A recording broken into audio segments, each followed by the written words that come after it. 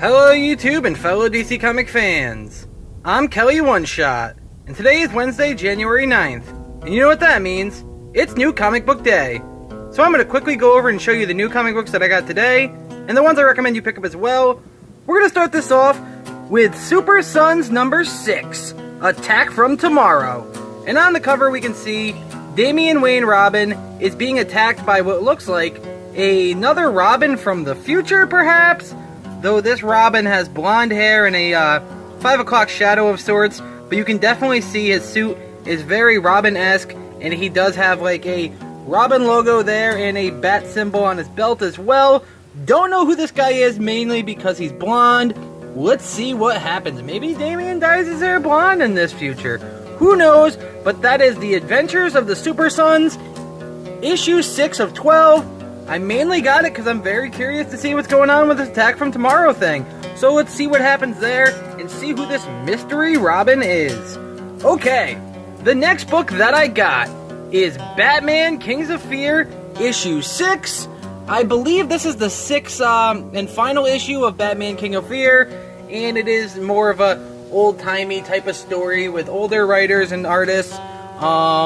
You know, it's pretty good. It involved a lot of Arkham Asylum. I haven't read all of it. I think I read the first 2 issues and even did reviews for them for comicbookcorpse.com.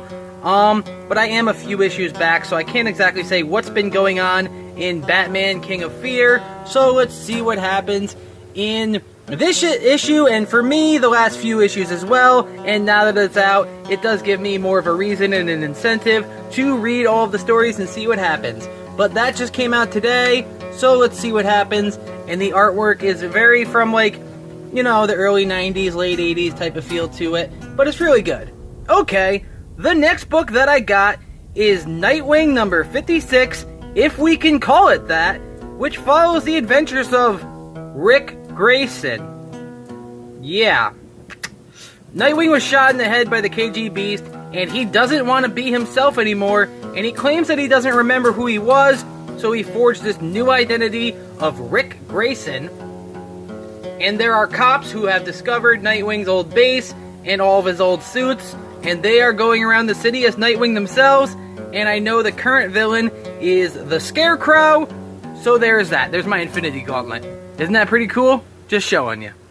Either way, that's Nightwing number 56, written by Scott Lobdell. Okay, the next book that I got, Beware My Power, Green Lantern Might, is Green Lantern number 3, written by Grant Morrison, and this book has been really great so far. It is kind of building up to something bigger, hopefully soon. The first 2 issues were more so issues, but there are things building up and going on in the background. And this one says, Cop vs. God in Slave Lords of the Stars. And that definitely looks like a godly figure, that's for sure. And Hal Jordan is saying, you're under arrest.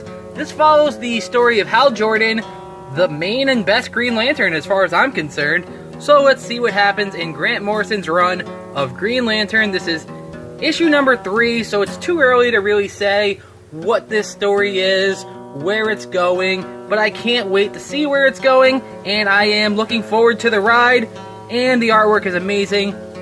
Is it still Liam Sharp? It is. Liam Sharp is incredible. Check out his work on Batman, Wonder Woman, Brave and the Bold. Definitely a great series, as well as the first 2 issues of this Grant Morrison Green Lantern run. Let's see what happens here. Okay, the next book that I got, very, very excited about this, from DC Comics / Wonder Comics, which is an imprint from Brian Michael Bendis. This is Young Justice. Not to be confused with the TV show version of Young Justice, this is the comic book version of Young Justice, so we do get people like Cassie Sandmark, Bart Allen, Connor Kent, Tim Drake, and others. We definitely have a Green Lantern here, and a cowgirl, and some kind of sorceress. I don't know who that is, to be honest with you. Either way, this is Young Justice. Been looking forward to this book a lot. I do hear that it is in universe, and it is in canon, though Tim Drake looks like he's slightly de-aged a little bit. Bart Allen we did get back at the end of Flash War in the Flash comic book, but he hasn't really said anything yet. Connor Kent was erased from the timeline, as well as I believe Cassie Sandmark, during the events of Rebirth, at the end of New 52, during the New 52, whatever happened, Dr. Manhattan or whoever altered or changed the timeline erased certain figures, and we did see in the Titans of Tomorrow crossover between like Titans, Teen Titans, and somebody else. Either way, it was a few months back. We did see the Titans of Tomorrow, so we saw an adult Bart Allen, and we saw Connor Kent, and we saw Tim Drake, who became Savior, and all that stuff, if you remember that storyline. But that was an alternate future. But they did remind us that Connor Kent has been erased, that Cassie Sandmark should be around. Who the hell is Bart Allen, people were wondering, and now they're finally coming back into the main continuity. I do have a lot of questions about this book. How are they going to explain having Connor Kent and Jonathan Kent? And are they both going to be Superboy? What's happening there? Are they counterparts of each other? I don't really know, and I'm looking forward to finding out. What has Bart Allen been up to since he's been back? Since all the forces and the force barrier went down and he was able to be free and set back into our world. What has Bart Allen been up to, and how does Bendis explain this all?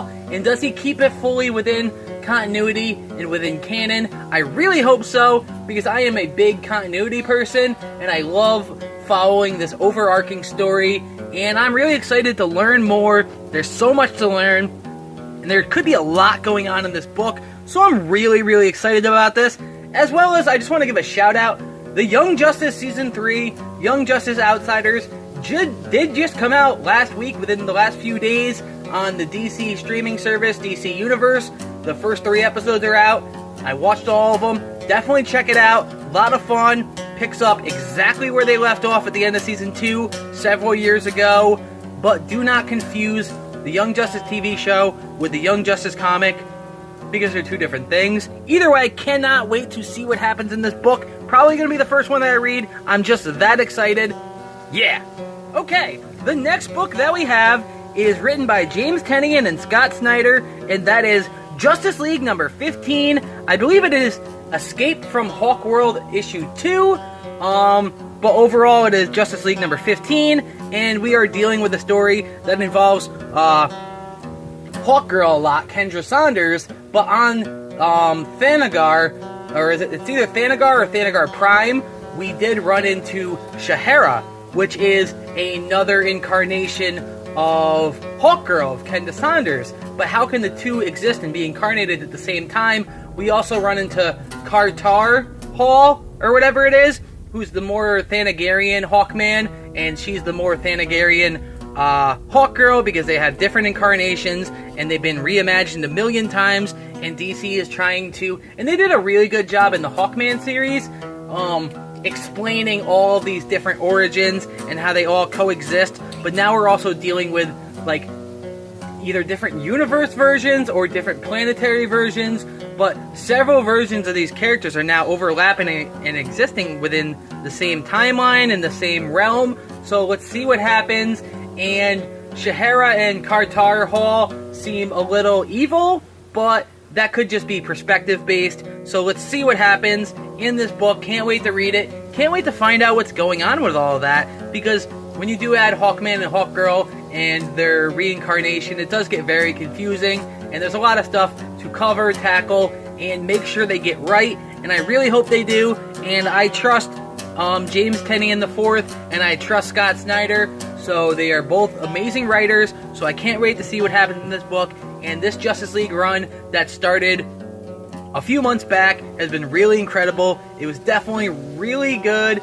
I do prefer it over the Rebirth Christopher Priest run, though that was also pretty good within itself, but this has been a newer run, when they did that kind of like fresh start for certain titles within DC Comics, but still within the Rebirth numbering, but not all of them. Either way, the next book that we got, and I did get the alternate cover, is Batman number 62, written by Tom King, with artwork by Mitch Gerads. I just gotta say that the artwork in this book is amazing. I actually did a review for this book on comicbookcorpse.com. You can check that review out on the website. I'm sure there'll be links provided. If not, just type in comicbookcorpse.com, go to their comic section, and it should be amongst the top reviews on the website right now. That's written by me. This artwork is bloody. It is visceral. It is real. This is like a brutal masterpiece with blood-soaked pages. It is just that great. The artwork is really incredible and very bloody and gory and adult. Not adult like Batman Damned was, but adult in the sense that it's violent.